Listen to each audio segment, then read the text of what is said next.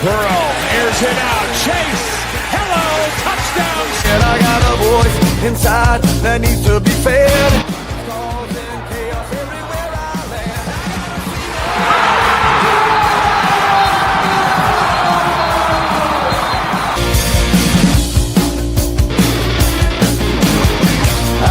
Are two of the best historically, just not thus far. Against these receivers. Making the Junkins again, and there is Smith roaming free, breaks a tackle. Ohio State strikes quickly.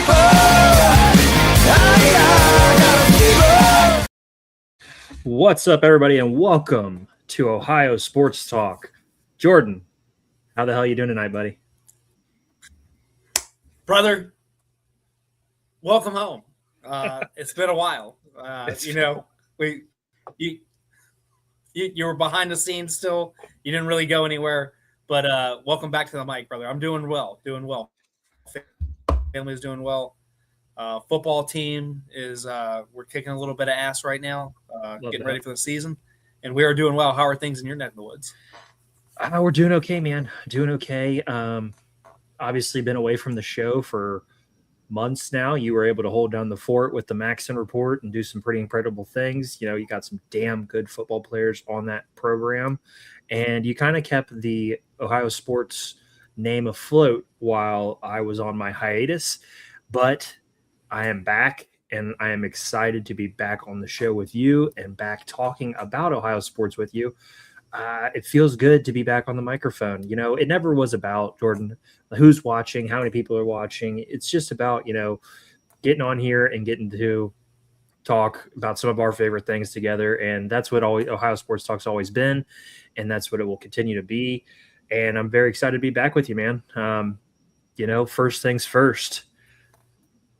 Let's talk about your Cincinnati Bengals, buddy. Let me ask you a question. Coming into training camp, if I told you most of the buzz and the excitement about the Bengals was the defense, what would you say to that? Before anything happens, what would you have said if, the Bengals defense, I think they're a good unit. I think they've got a chance this year to really turn some heads. What would you say about that? Doug, I would have said complete and utter bullshit. The Bengals defense has been a joke around the league for the last two seasons. They ranked 28th 2 years ago. They ranked 30th the year before. My daughter's first game was against the Chicago Bears, the most amazing comeback that never was. And, I wouldn't have bought into it, but here we are. We make the unbelievable move, and you and I would text offline about it like, they're never going to do it. They're never going to do it. Dexter Lawrence, dream package, never going to happen. Well, they did it. And then, they went down the line, drafted an SEC Defensive Player of the Year in the third round, size, speed, and durability. In a fourth round. We dipped and got a receiver there.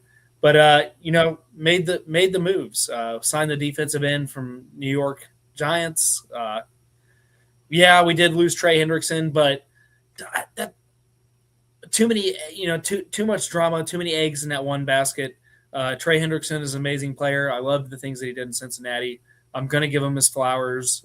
He came in and changed the identity of, who they were as a unit. And, that is what it is. But the drama that came with it, the years after that, getting up there in age, missing so many games, I think we made the replacement not in one player, but we got a unit now that can replace it in numbers. For those of you that have watched Moneyball, we kind of Moneyballed it. We didn't replace Trey Hendrickson. We replaced 17 sacks on paper. So, sure. I'm excited.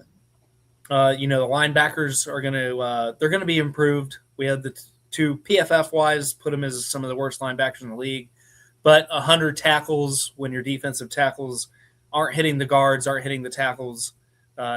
These guys are coming up 5 yards into a linebacker's face.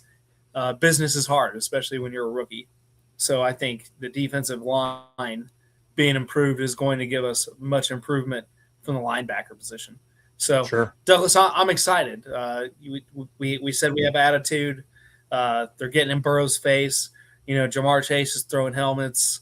Let's rock and roll, man. I'm excited. And as somebody that's an AFC North fan yourself, maybe on the other side, but outside looking in, you're used to a great defense. How do you see this organization right now in the AFC North overall? I think the key here for you guys was you finally went out and got a tone setter. Now, Trey Hendrickson, like you said, was a very good football player, but I don't think he was a tone setter. I mean, Dexter Lawrence is a bona fide Hall of Fame type talent, and that just changes your outlook, changes your defense. On day one, this guy's disrupting the offense. He's making life hard for the guys on the other side. And, again, Trey Hendrickson, good individual talent, but not a Hall of Fame caliber player like Dexter Lawrence is. And then, you guys go out and you go get Brian Cook, who's a ball hawk in the secondary. That helps your corners, knowing that somebody behind them can make a play. I think DJ Turner is a good player. I mean, there are good players there.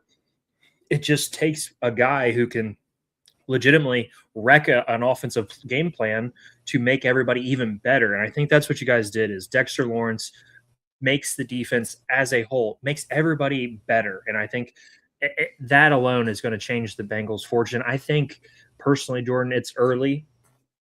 And I know Joe Burrow struggled a little bit. I know the offense has struggled a little bit, but the defense needs the credit for that because they're busting their ass out there every week or every practice. I think you guys will win the AFC North this year. I don't know if you're Super Bowl good, but I think you are good enough to win the North. You guys would be my pick to win the North right now.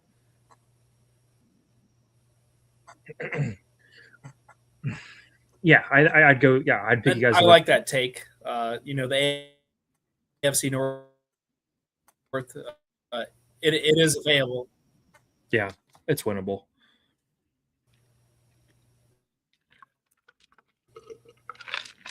Jordan's struggling a little bit here. I'm going to kick him out and bring him back here in a second. But like I said, the Bengals, I just think I think they look good. I think you've got Joe Burrow, you got Jamar Chase, you got T. Higgins, you've got all these guys, you've got young pieces behind them. Eric All is busting his butt at practice. He's doing a great job. There's a lot to be excited about. And then if you could finally pair a slightly above average defense with Joe Burrow and company, to me, there's no reason you don't win the North. Again, Steelers, they're fine. They're a decent football team. They're a 500 football team, in my opinion. Baltimore is going to be challenging the Bengals to win the AFC North, in my opinion. And then you got the Browns, who are a quarterback away, as always, and we'll talk about them here shortly. But to me, the Bengals are the class of the AFC North this year, and I think there's a lot to be excited about if you are a Cincinnati Bengals fan, based off what we've seen in training camp. Jordan, any final thoughts on the Bengals?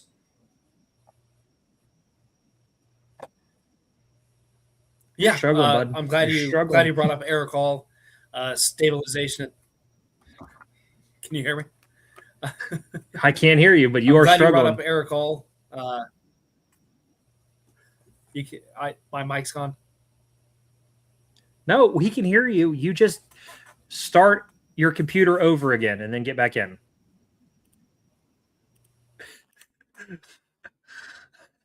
Hey, it's the first show in 4 or 5 months. So things are going to happen. It's going to, we're working out the kinks tonight. I know Jordan is excited about the Bengals. He's kind of playing it coy right now because, he just doesn't want to get too excited too early. But I think this team's got all the pieces, man. I think that if they've got a pass rush to go with Dexter Lawrence, a lot of teams are going to struggle to beat the Bengals because now to beat the Bengals, you're going to have to outscore them, and you're going to have to, play against a solid defense. And that's something the Bengals have struggled with for the last 5 years. Let's move on though. Let's talk about the Cleveland Browns. The talk of the media, because the Cleveland Browns, once again, are the most confusing franchise ever. You've got Deshaun Watson on one hand, who we just know he can't play football at the level that he needs to play at. We watched him play in 2024. It's just not going to work. I don't care what you say. When you watch him, his downfield throws are atrocious. He turns the ball over a ton. If you like the fact that he gets the ball out a little quicker than Shedeur Sanders, I understand that. But this idea that Deshaun Watson is going to end up being the starting quarterback just continues to blow my mind. I personally would like to see Shedeur Sanders play behind a more competent O-line, and have these new weapons behind, around him, and let's see what happens there. I mean, the Browns still won 5 games last year with Sanders, and with all the dysfunction, they still ended up getting 5 wins. I know that sucks, but don't you want to see if you can build on that instead of playing this Deshaun Watson game that is going to end up biting you in the ass again? Jordan, I'm talking Browns training camp, QB situation.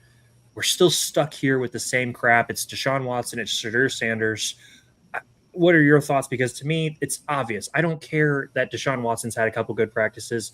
I don't need to see any more of it. I know the ceiling of Deshaun Watson at this point.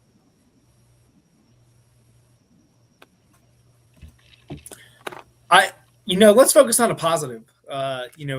Verse being traded over, excellent guy, locker room leader, excited to be there, regardless of what Stephen A. Smith said about a month ago. You look at your defensive tackle going into year 2, Mason Graham. Verse is giving him the red carpet, saying that he is going to be the reason why Verse reaches all career highs in sack totals, tackles, you name it. A lot of things to be excited there. You extended one of the best corners in the league. In my opinion, the best corner in the division in AFC North. Ward got his money for sticking it out. Yeah. He's going to retire Brown. That's great to see. I'm glad the organization did that. But your O-line, we've got some holes there because of injury and some questions. But overall, talent-wise, if they put it together, Doug, it is improved from last year. So you got that going for you. Judson, we know what he's going to do. He's coming in healthy. He's coming in knowing what the NFL game is all about. He's going to get his numbers. A wide receiving core, you got some young guys that aren't necessarily a question, but you got guys that are ready. And, I think that's going to help him. Yes. Good to be excited. Sure. A year without, Njoku, sad to see. But at the end of the day, if you're going to have a complete reboot, it was time. I hate to see that guy go, but you only won 5 games with him. So, and they've got a guy who's his replacement. Yeah, they've got a guy who's his replacement. So I don't have an issue with letting Njoku go. You hit a home run with Fannin in the draft. So Njoku became expendable. Fannin's already taken up that spot, and I think you're gonna talk about Harold Fannin being the best tight end in Browns history if he continues on his trajectory. Jordan, you touched on a couple things there. You went the positive route, which I appreciate, but the problem in the NFL, Jordan, is it comes back to who plays quarterback for you.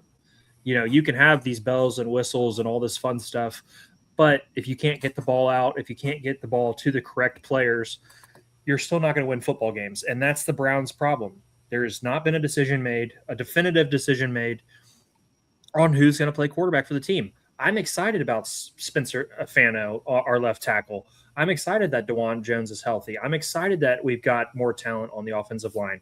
We finally went out and drafted 2 receivers early in the draft in Concepcion and Denzel Boston. I am not happy with the fact that Jerry Jeudy's still on the team because Jerry Jeudy, in my opinion, is somewhat of a cancer. But you've got guys who are exciting. Harold Fannin. You pair him with Concepcion and Boston, that's a damn good trio right there with Judkins in the backfield, Sampson as a pass-catching back. There's a lot to be excited about, but the quarterback position weighs this franchise down, unlike any other franchise in sports, Jordan. There is nobody else who has quarterback issues like the Cleveland Browns. It is a curse, and it's a curse that I'm so ready to be done with. Jordan, I would consider, if it doesn't work out this year, I would consider spending both first-round picks next year on quarterbacks. You have to swing for the fences at this point. I don't know what else to do. You're going into the year, you're going to have a good defense, a top probably 10 to 12 defense, even without Myles Garrett. Jared Verse is a dog. Mason Graham, dog. Carson Swessinger, dog. Quincy Williams, dog. You've got two good corners. You've got Grant Delpit back there. You've got Ronnie Hickman, who's solid. You drafted the kid from Toledo, the safety, who's a dog. You can already see him doing everything in practice. You've got the makeup of a team that could compete, Jordan. It's just, who the hell's going to throw these guys the ball? Who's going to pull the trigger? And it looks more and more each day like they're going to give Deshaun Watson the job. And that just rubs me the wrong way, man. I can't stand it. 50 live viewers. We appreciate you guys all being in here. We really do. A lot of that over on X, a couple people on Facebook. Thank you guys. Jordan, what are your thoughts on the QB situation? You played it positive earlier. Now let's get to the facts here. I think it's got to be Sanders. Deshaun Watson is there because of his contract. It's big guaranteed money. He's there. He'd be a valuable second option. If something were to happen to Sanders in a live, hurt now situation, you got Watson. He's going to know the offense as much as we love him or hate him. And I'm talking purely from a talent perspective. Yes. It's time to look at it.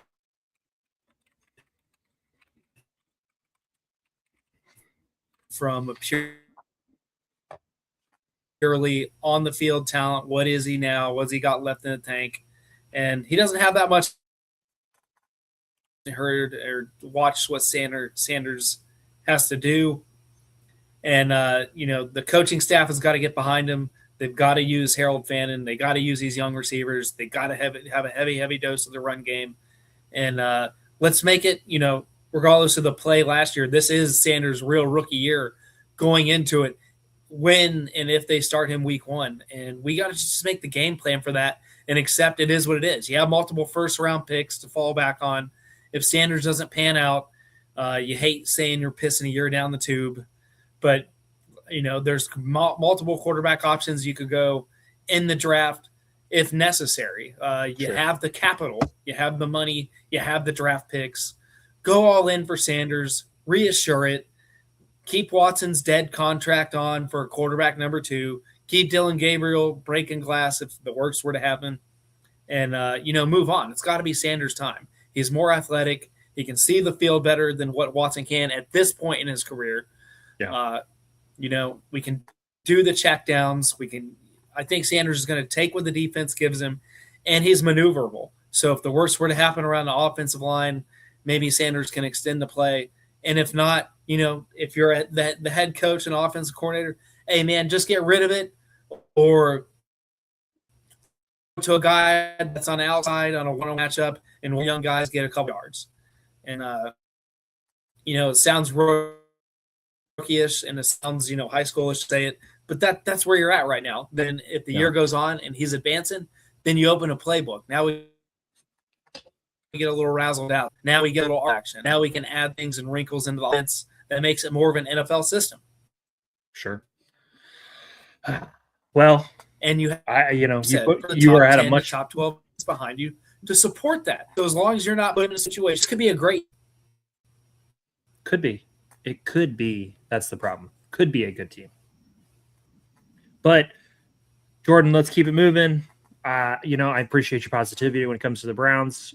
I am a little bit more negative than you are on a lot of these things. Let's move on to Ohio State football, Jordan.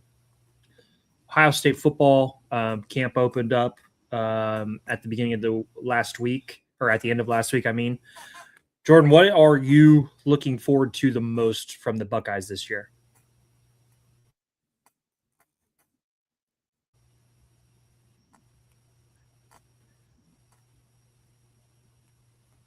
Jordan, come home. What are you looking forward to most from the Buckeyes, sir? I'm here, baby. I'm here. the Buckeyes, man, where to stop? You look at, the offense, if regardless of the outside noise on what's happened to a couple of players this weekend, the offense, you look at Chris Henry Jr. has reloaded it. Great things coming out about West as the running back, being thrown as running back one. We all know what Bo Jackson can do going into year 2 as a sophomore.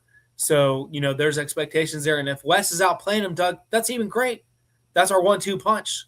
So, to the people that were freaking out like, oh, what's going on? Is Bo Jackson going to fall off? No, it's okay to have a guy that's better than you, especially when you're a sophomore. We know what Jeremiah Smith is going to do. Good Lord. But it's the outside weapons for me. It's Bay, it's Enwo, it's Chris Henry Jr. We've got the weapons. The offensive line looks to be reloaded. A guy that we had on the Maxon report, Sam Greer, is going to be a portion of that. moving forward. Sure. These guys are ready, Doug. Defensively, it's a little scary when you're like, oh man, we lost, I believe 4 players that the draft in the first round alone defensively, but they did their thing. They pickpocketed Alabama again. We got Alabama defensive tackle, Alabama defensive end that's going to come in and start, has SEC experience. And the only thing that I'm worried about is Arthur Smith, and I want to know your thoughts about the positive things, and then we'll kind of hit on what the offensive coordinator situation looks like. Okay. For me, my positives are obviously the positives are the wide receiver group. There's nobody like the wide receiver group in the country that Ohio State possesses. Chris Henry Jr., Jeremiah Smith, Ennis, some of the young guys behind them are monsters, just waiting for their time to shine. The safeties and the corners, I think, are going to be a massive strength for the Buckeyes this year. Earl Little from Florida State is a stud at safety. Devin Sanchez, Jeremiah Jermaine Matthews are 2 starting corners, dogs. I mean, Devin Sanchez, I got a hot take for him. I think he's going to end up with 4+ interceptions this year. We'll talk about some more of our predictions and stuff in the coming episodes, but on the positives, Jordan, it's the talent. It's the talent and the depth of talent at all the skill positions. What worries me, Jordan, is the offensive line, because at the end of last season, Jordan, offensive line was an issue. Miami beat up our offensive line. Indiana beat up our offensive line. That needs to be addressed, and it needs to be addressed in a big way. I'm under the impression that Arthur Smith is going to run the ball more, and he's going to have more of a rushing approach, which, Ohio State running backs are still going to get their numbers, Jordan. Bo Jackson still had a good season last year, almost 1,200 all-purpose yards, like 10 touchdowns, give or take. They're still going to get their numbers just because of the pure talent. But Arthur Smith, I think, is going to make them run the ball and make them a more efficient and effective offense in that way. So I do think Arthur Smith in those ways is going to be a positive. I do worry because of some of his, lack of success in other situations that he's been in coaching-wise. But I think, we felt the same way about Matt Patricia last year, Jordan, and now what we call him, he's the best defensive coordinator in the country. All it takes is one good year at Ohio State, and you're a completely different person than you were, a year ago. So I think Arthur Smith has the same opportunity as Matt Patricia did last year. And then obviously quick shout out to Roger Straz from the Red Hot Reds, our love child from last year. Good to see him and Ricky keeping things going on the Red Hot Reds. We appreciate you guys. Thanks for stopping in. But Jordan, what are your thoughts? I know you wanted to hit on Arthur Smith here. Yeah, I'm scared because I want us to be a high tempo offense, and wasn't that at the end of the year when we ran into the 2 best defenses in the NCAA between Indiana and Miami, Florida, it reared its ugly head. But I'm worried about him, but at the same time, maybe that's what we need is more of an NFL style guy to come in, because I mean, is it fair to say Julian Sain was also part of the problem with the 2 losses, because his mobility, was a big question for me when we went from Will Howard to Julian Sain. I said, if he's not going to be able to run the quarterback power or some kind of option to keep things going, we're going to be in trouble. And that didn't show its head until the 2 biggest games of the year. And it was an issue. I'm hoping Arthur Smith can kind of fix that. I think more of the issue was, Jordan, the unwillingness to even attempt to run. Teams didn't even have to worry about him scrambling. And I think that was more of an issue than even his ability to run. Was there was no even threat. There was no even, I got to get out of the pocket and go and create a couple of yards here and there. I think that was a big issue. And we touched on that a lot last year at the end of the year in some of those losses. Jordan, we are going to talk a lot of Ohio State football coming up. Let's keep it moving. Let's talk about the Cavs real quick. The Cavs are in a situation, Jordan, where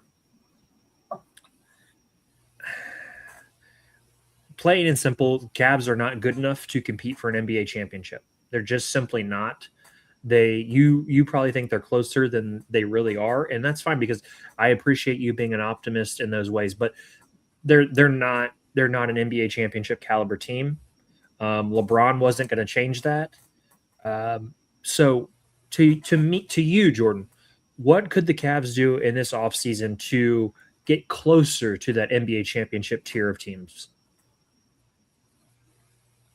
Well, let's look at the whole picture. The Cavs, they didn't set the record. They're number 3 overall. The Cavs are number 3 in NBA history for lineup changes last year.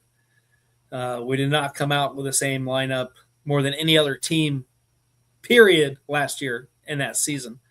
So I do think continuity is going to be key here at summer camp. If and when they ever sign James Harden, as its own conversation. That does make me nervous too. I mean, the man's not in Cleveland. We gave up too much capital. We're going to sign him if we can. You don't give up Garland. You don't give up the future and not bring the guy back on something. Go ahead. It's not that he doesn't want to sign or they're not going to sign him. They are waiting to sign him because they're still trying to add a small forward piece. It's a handshake deal more than anything, Jordan. They're waiting to see if they can go out and sign a guy that I've talked about a lot on our social medias. They're seeing if they could get this sign and trade type situation with Peyton Watson, and that's going to be difficult because of the second apron situation. They're going to have to make money work. They're going to have to potentially add in a third team to make that work. I think out of the two, and we'll talk about the other person here in a second, I would rather have Peyton Watson, who's 23 with a very high upside, a two-way player. But, Jordan, if Jonathan Kuminga ends up becoming the Cavs small forward, I don't really hate that. I don't like the price tag of the $20 million a year that he's looking for, but I think those are what the Cavs options are at this point. It's Jonathan Kuminga or it's Peyton Watson from the Nuggets. Those guys aren't going to put you in the championship conversation. I don't expect them to. What I expected was Evan Mobley to become a legitimate superstar, and I expected James Harden was fine, but you always knew there was a limitation. He can't take you to a championship. He couldn't take you to a championship when he was 28, let alone 36. And everybody knows that. There's nobody out there who signs James Harden thinking this guy's getting me to an NBA Finals. Now, if you paired him with a Donovan Mitchell playing at his best and maybe an Evan Mobley as a superstar, maybe that could have happened. But I don't think Evan Mobley's going to just randomly become Kevin Garnett in Minnesota. It's just not his personality. It's not his game. The Cavs are in a tough spot, Jordan. They are treading water in a land of sharks. And the East is getting better. The West is always getting better. There's no move out there that takes you from where the Cavs are as probably the fifth or sixth best team in the East to top 2. They missed their chance. The chance was last year, Jordan. That was the best chance. And the Knicks wiped them off the map. It wasn't close. Yeah. So what are your thoughts? What do we do? What do we do? No. The Knicks the lights were too bright once again. That's so frustrating. In Nickville. Dude, it's the truth. It's the truth. It's a frustrating truth. Donovan Mitchell didn't get it done. So frustrating. You know, he would come and was go. Atrocious. Evan Mobley never showed up. James Harden, yeah. The guy who made the quote was one of our best players. Not mistaken, game 2 when we were ahead. Oh, are you talking about the all-time collapse? Is that what we're going to talk about? The second worst collapse. Yeah, the all-time collapse when there's up 25 with 2.5 minutes you left. don't roll the ball to half court when there's 2 minutes left. I can't. We're rolling the ball to half court and not running the game clock. I don't want to talk about it. I want to talk about, is there anything this roster can do to improve? And I think it's very limited what the possibilities are. You gotta trade Schroeder and Strus for one of the two young guys. Yeah, it's Kuminga or Watson, and then to hope me, and that's all you can do. All-Star, and hope at the All-Star break.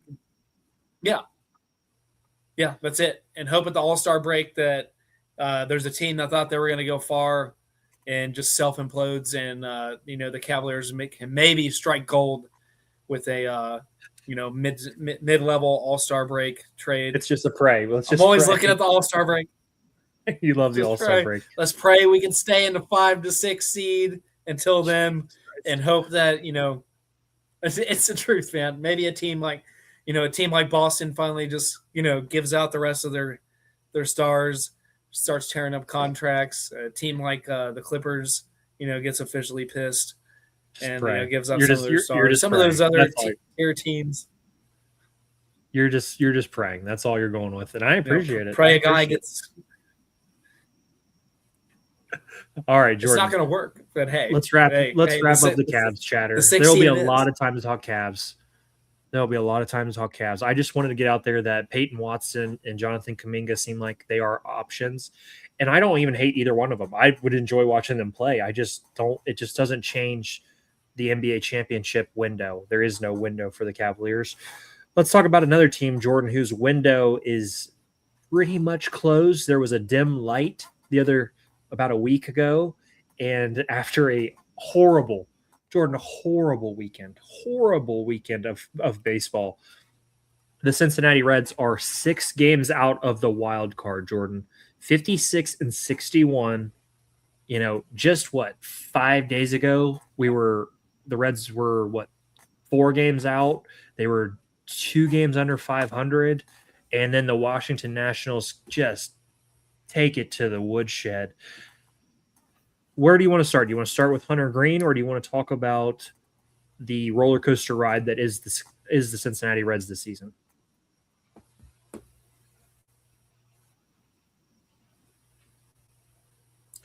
It tops it off, Doug. It tops it off. The Hunter Green injury, the Nick Lodolo sores that just never go away, injuries, that decimated it, that started it, and then it was just a chain reaction. Ellie went cold for a while. Stevenson was out the door. It's just kind of one thing after another for the Red. Terry Francona sounds like a man that's defeated and misses retirement in his press conferences. The energy all around the team, it's not there. They take 3 steps forward and they take 4 steps backwards, and that's just kind of the MO of the team. We were on winning streaks when we started. We were like, man, we're hot. We might do it. It's going to be all right. Then we did the most Reds thing ever. They stall out. There was a string of 5 games where they only scored 6 runs. Just everything's become so anemic. And, I don't know if it's the hitting coaches. I don't know if it's just, bad luck. People not being professional. Of course, Nick Krall is Nick Krall. We're not going to make the moves to make any real improvements. So, we're much like the Cleveland Cavaliers situation. We're stuck. We're stuck with what we got is what we got. And Doug, I don't see a light at the end of the tunnel unless somebody comes back and starts pitching out of their mind. But even Chase Burns kind of got rocked a little bit in Washington. So, and he did. The bullpen's just unbearable to watch. Most nights it is. I don't want to knock Chase Burns. Chase Burns has been the only real bright spot on this pitching staff consistently. I mean, the guy's 13 and 2.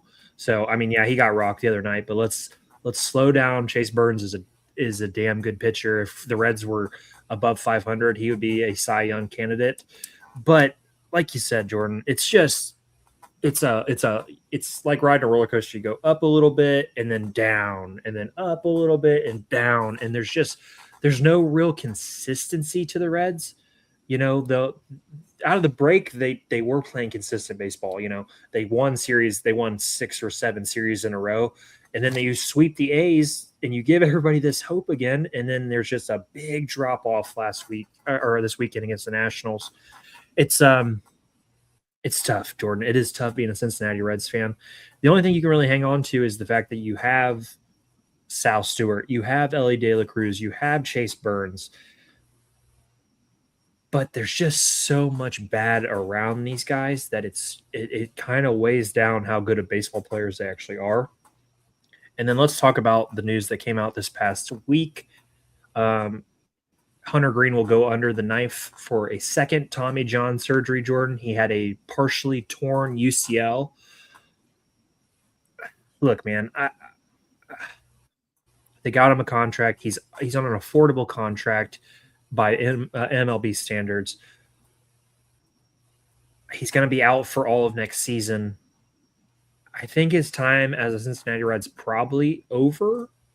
And he's been a solid pitcher for us. I mean, he pitched against the Dodgers. It didn't go well, but he did. You know, he was our starter for the playoff series. He's had some nice moments here in Cincinnati, but it just doesn't feel like. I don't know. It just feels like it might be over after this second Tommy John surgery in terms of his time in Cincinnati. What are your thoughts there?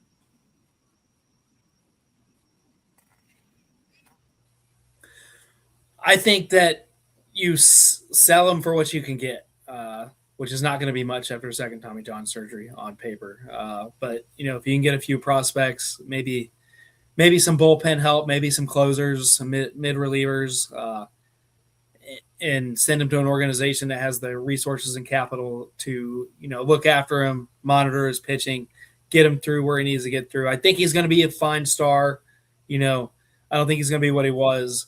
You can say that for any athlete going through those procedures. But I think that, you know, he's going to reach a level of greatness for another team.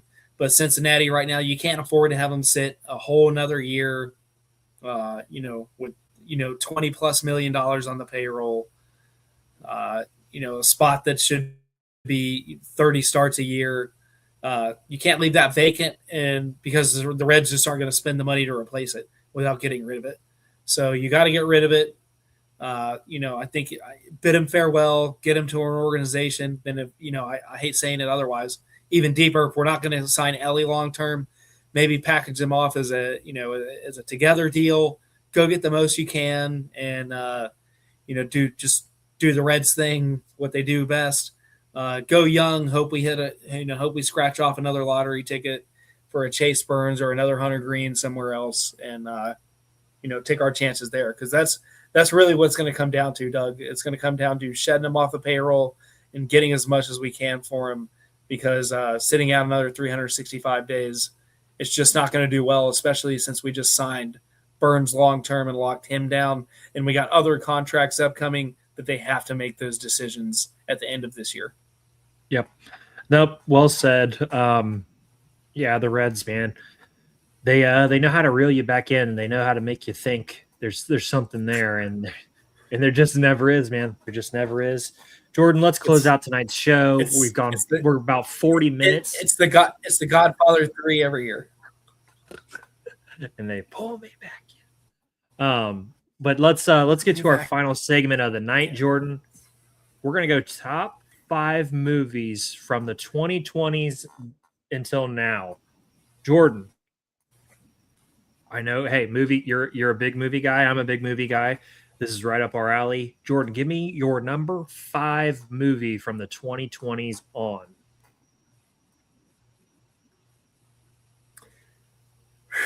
I'm at number 5. I'm gonna go with I got to go with Oppenheimer.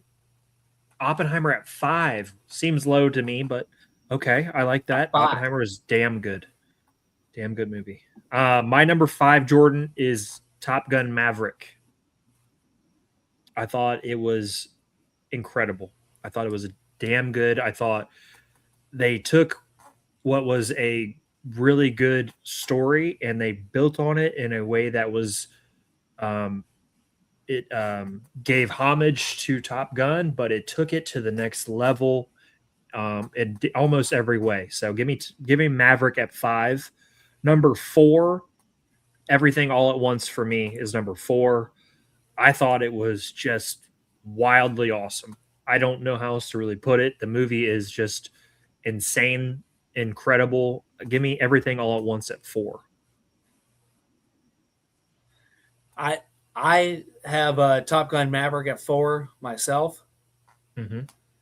That's a good pick. That's where I'm going to rock it. Coming out of a COVID era,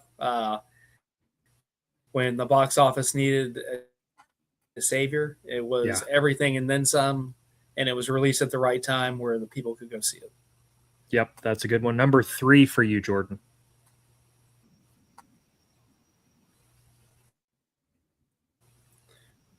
Three for me, Douglas. We're taking a trip down memory lane.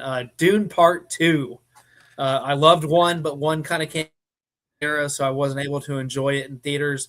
Part 2 was absolutely phenomenal. I got to stop you right here. If your 1 and 2 have to be just the greatest movies of all time, I don't know what your 1 or 2 is going to be, but if they're not Oppenheimer or Dune 2, I am so confused. My number 3, I'm going to go with Sinners. I'm going to go with Sinners as my number 3. I thought Michael B. Jordan just absolutely crushed that. Playing both brothers at the level that he did, telling the story that they told. Give me Sinners at 3. My number 2, Jordan, is Dune 2. I thought Dune 2 was the best sci-fi movie I've seen in a long time.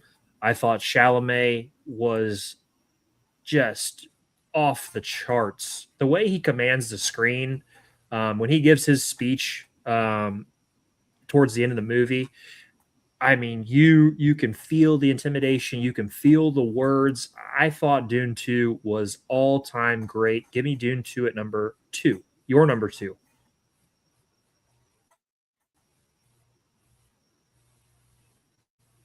My number 2, Everything, Everywhere, All at Once.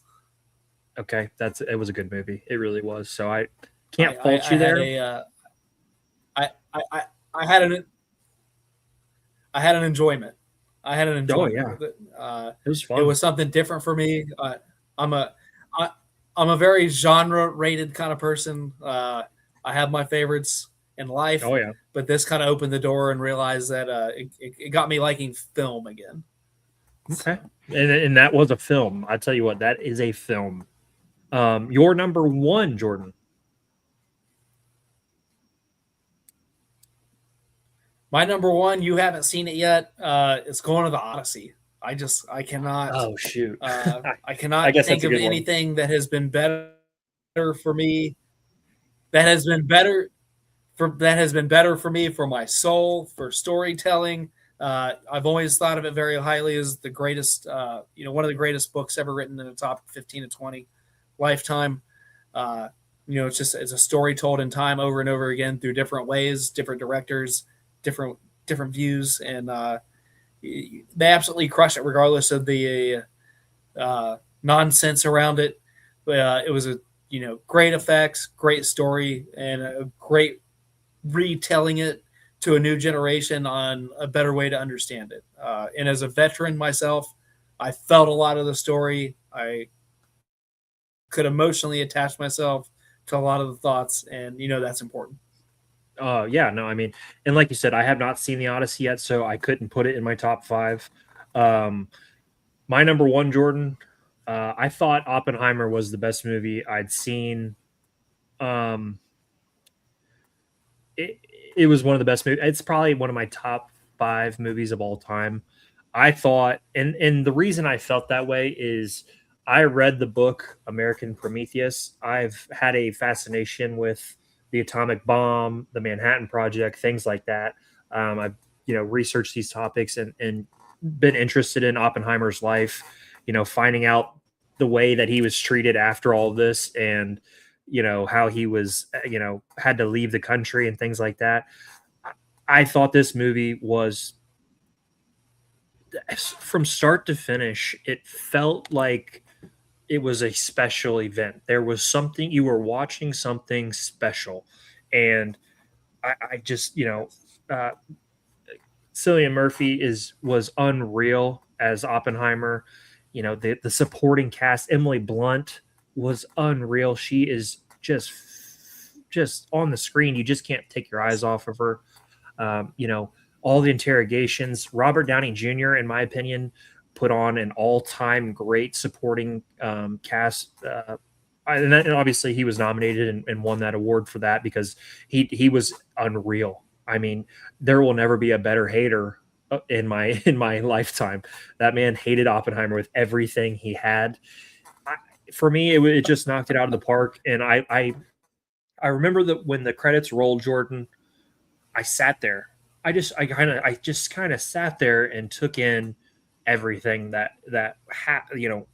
everything I saw, everything that I felt. I just kind of sat there, and movies are meant to make you feel something, and that movie made me feel something that I had not felt in a while, and it was a special experience for me. I just an all-timer for me, and I understand you have. When I see the Odyssey, I might feel that same thing, and it'll probably be in my top 5. But I remember Oppenheimer and Dune 2 making me feel different than other movies had, and I really enjoyed that. So again, your 5. When you started with Oppenheimer, I was like, whoa, there's got to be something crazy here in the next couple movies, because for me, it blew me away. It just was something special. And then quick shout out here, Ricky Logan. Appreciate you, Ricky. Obviously the Red Hot Reds doing their thing. Appreciate those two guys stopping in and saying hi tonight. Jordan, 342 live viewers. I appreciate every single pair of eyeballs that checked out the show tonight. Hey, we struggled a little bit, Jordan. We've got to get some things corrected on our end. Some of our audio, some of our video. Hey, these are things that, first episode we've done together in, 7-8 months or something. There's going to be some kinks. There's going to be some issues. Yes. All we can do is apologize and say, hey, we're going to be better next week. And that's what we're going to try to do, Jordan. I think as of right now, we're going to be a Monday at 9:00 show. And, if this goes well, we'll bring back in that Thursday night show. But for now, we'll be a Monday show. Any final thoughts, Jordan, before we get out of here tonight? No, it's been amazing to have you back on. The issues I apologize for. I feel like it's more on my end. I'm going to get it figured out. We'll clean it up. We'll bring you the best of the best. It was great to hear the Bronson Royal Band play again. We thank him for recommending that song and everything that he's done for our program the few times that he's been on. And, man, it's going to be exciting. We're going to have it cleaned up. We'll be back next Monday with more news. Clearer picture of some NFL stuff, especially with the Browns and Bengals going preseason. There's going to be a lot to take in on that with so many young players for both of our squads. Ohio State's going to produce some good news coming out of their camp. We'll get a clearer picture of what Arthur Smith wants to run. And, Doug, it's going to be fun, man. It's going to be fun. The great content you have been putting out nonstop while I was at football camp, a little tied up. We appreciate that. You've done the heavy lifting getting us back in. I'm going to start chiming in some stuff, then my schedule slow down, and we're going to rock it. Yep, 100%, guys. This has been Ohio Sports Talk. I am your host, Doug. That's my main man, Jordan, and we will see you Monday night, 9:00 live. Thanks, guys. See you next time.